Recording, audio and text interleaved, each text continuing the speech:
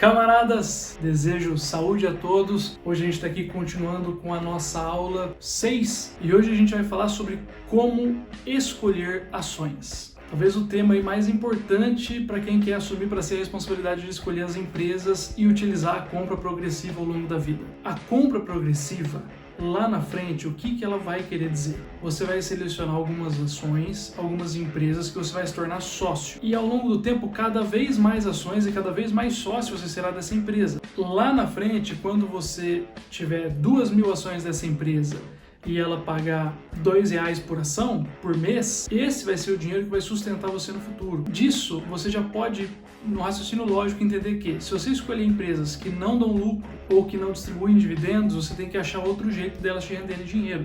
Existem outros jeitos. Como que uma ação pode te dar dinheiro? Distribuição de dividendos, que é isso que a gente acabou de ver, ou a valorização do papel, a valorização do ativo. Então você compra hoje uma ação por R$10 e daqui 30 anos ela vale R$60. Se essa empresa não estiver distribuindo dividendos, você pode ir vendendo menos de R$20.000 por mês em ações, que você não será taxado, então você estará colhendo o que plantou. Os métodos de escolha, então, que eu vou falar durante esse vídeo vão ser o cartesiano ascendente, o cartesiano descendente, a diversificação, e aí utilizando a correlação ou diversificação setorial, investimento por fatores ou indicadores, que inclusive o que eu vou focar vai ser o Factor Investing, e investimento passivo, que é o investimento através de índices, que são melhores do que fundos de ações convencionais, em termos de taxa de administração, que depois de 30 anos se acumula e come bastante do seu capital. E por fim a gente vai falar sobre a análise completa de todas as ações da Bolsa, que seria uma utopia, né?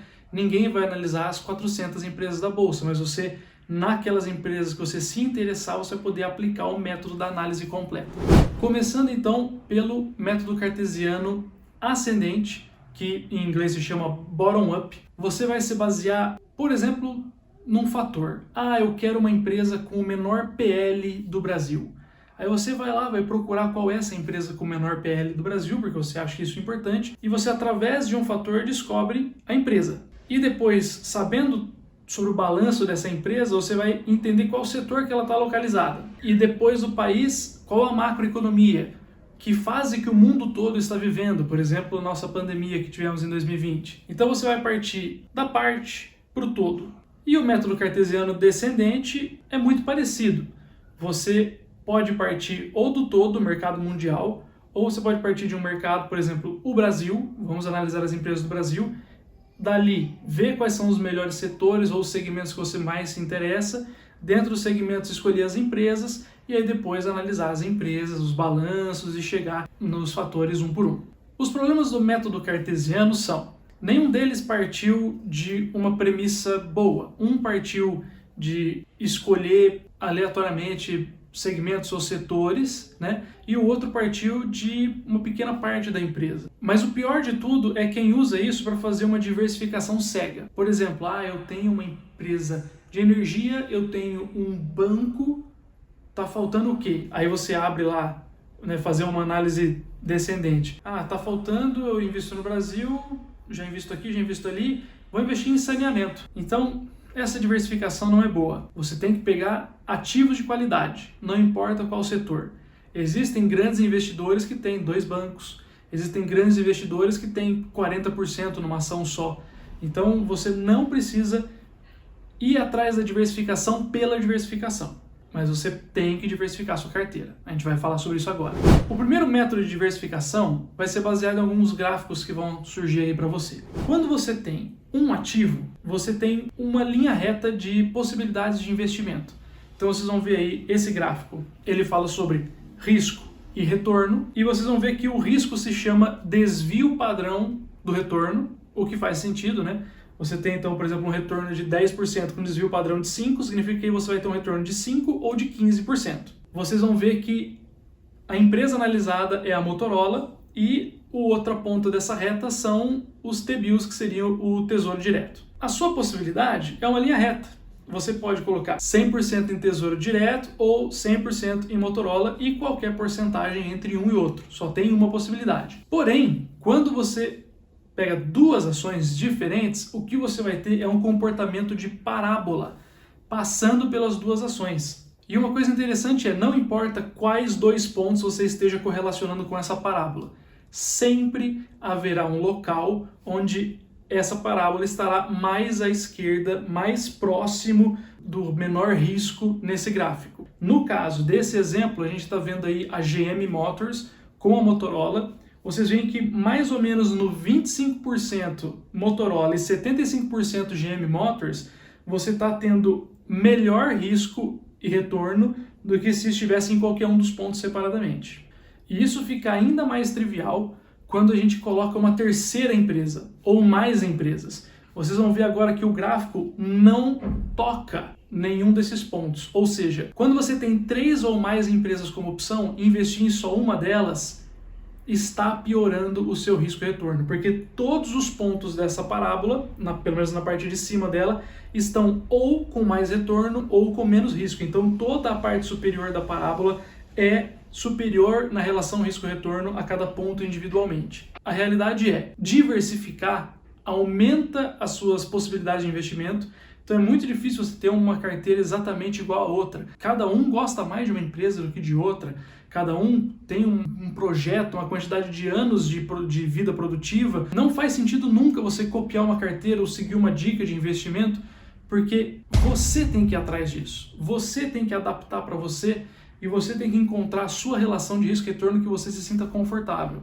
Então, mesmo lá na frente, quando a gente for falar da análise completa de cada ação, lembrem-se que a diversificação existe e ela pode potencializar os resultados ou potencializar a sua relação de risco-retorno. Para você melhorar ainda mais essa sua diversificação, você tem que utilizar artigos pouco correlacionados. A curva da GM para a Motorola tem uma correlação entre os dois ativos de 0,37. A correlação basicamente quer dizer que quando a GM sobe, será que a Motorola sobe também? Essa correlação ela vai de -1 até 1. Uma correlação de 0 significa que esses ativos se comportam de forma completamente aleatória. E esse seria o melhor possível. A sua parábola fica com a curva bem mais à esquerda, diminuindo o risco da carteira, que é o principal. Essa teoria, que é a teoria do portfólio moderno, ela chega no máximo, que é, bom, então quantas empresas eu tenho que ter para ir fazendo parábolas entre uma e outra, para chegar o mais próximo possível do melhor ponto de risco-retorno, melhor ponto de risco-retorno nesse gráfico. Se o mercado fosse perfeito, este ponto seria, por exemplo, o Russell 2000 dos Estados Unidos, que pega as 2.000 maiores empresas dos Estados Unidos e põe numa carteira. Aqui no Brasil seria o Ibovespa. Mas a gente sabe que o Ibovespa tem tanto ativos bons quanto ativos ruins. E não só isso, ele só tem 70 ativos em torno disso. Então, ele não usa todas as empresas que existem. Mas se ele pudesse usar todas as empresas que existem e colocar um peso correto, seria o melhor fundo de ações que existe, ou o melhor ETF que existe. Por isso que tem tanta gente que defende assim, investimento passivo. Porque, querendo ou não, você vai estar com o seu risco-retorno num ponto melhor do que investir em quaisquer 2 ativos separadamente. Mas a última conclusão é que se o mercado fosse eficiente e investir na Russell 2000 lá nos Estados Unidos fosse o melhor negócio possível, ninguém investiria de nenhuma outra forma. O mercado não é 100% eficiente. Porque se ele fosse 100% eficiente, seria muito simples de se fazer uma carteira com todas as ações, o computador calcularia e tudo mais, então não existe isso.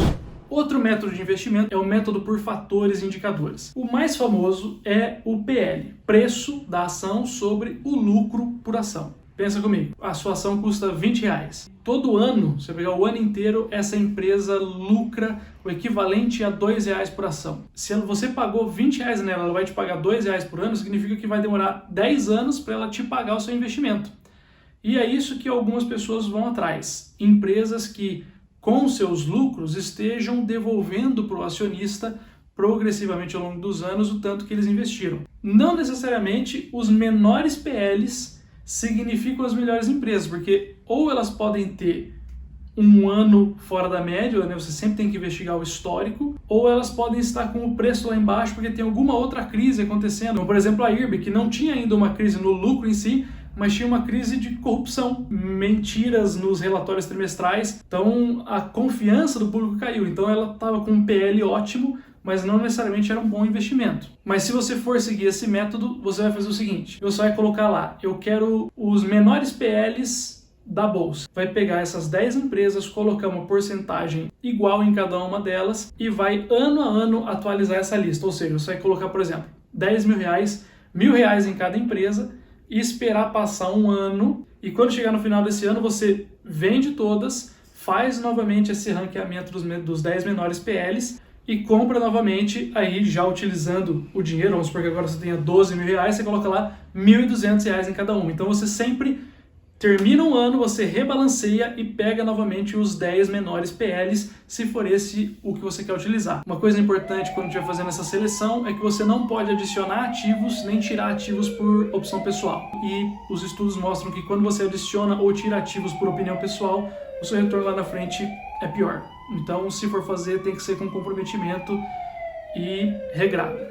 O importante é, esse tipo de investimento, quando você faz ele regradamente por uma quantidade grande de anos, ele vai estar sempre pegando próximo do que seriam small caps. Então, quando você compara o rendimento em 10 anos, se você for pegar os últimos 10 anos e comparar o rendimento com o Ibovespa, rendeu ali 5 vezes mais, 6 vezes mais ter feito isso todo ano. Não é garantia de que isso vá funcionar, mas os testes pregressos mostram que é possível que o método por fatores seja razoavelmente confiável e rentável. Agora vamos falar do segundo método de diversificação que eu trouxe aqui, que é o método do David Swensen. Esse cara, ele é quem maneja o dinheiro da Universidade de Yale nos Estados Unidos e ele tem tido uma rentabilidade espetacular. Ele transformou o que era 1 bilhão lá na década de 80, hoje em 30 bilhões. Ele diz para você colocar 30% em ações, 20% em imóveis, 15% em títulos públicos que seguem a taxa de juros, que seria o nosso Tesouro Selic, 15% em títulos públicos que seguem a inflação, que seria o nosso Tesouro IPCA, e 20% investir no exterior. É importante lembrar que aqui a gente está falando de um cara americano, então para ele investir no exterior é investir em mercados mais voláteis, o que seria para o americano investir em small caps, né?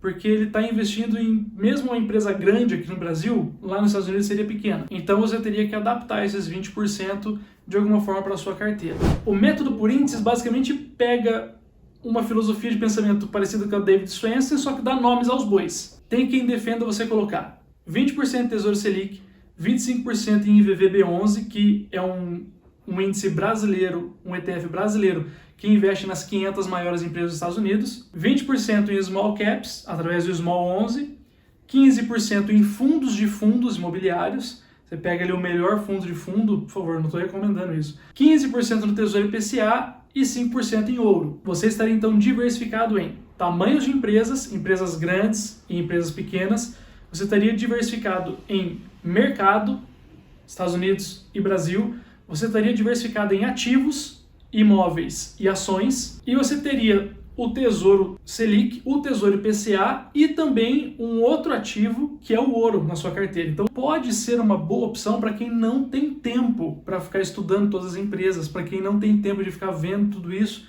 Você simplesmente vai comprando ETFs e fundos e você vai fazendo uma carteira que é mais fácil de você investir. Você desprende ali 15 minutos no mês para investir. É você colocar 20% em Tesouro Selic, 40% em VVB11 e 40% em Small 11. Então, praticamente a simplificação da carteira anterior. Acho que é isso para hoje.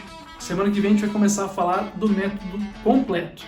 Lembre-se que você pode misturar todos esses métodos, você pode achar legal uma coisa ou outra e incluir isso no seu conhecimento, incluir isso no seu raciocínio por detrás da sua carteira.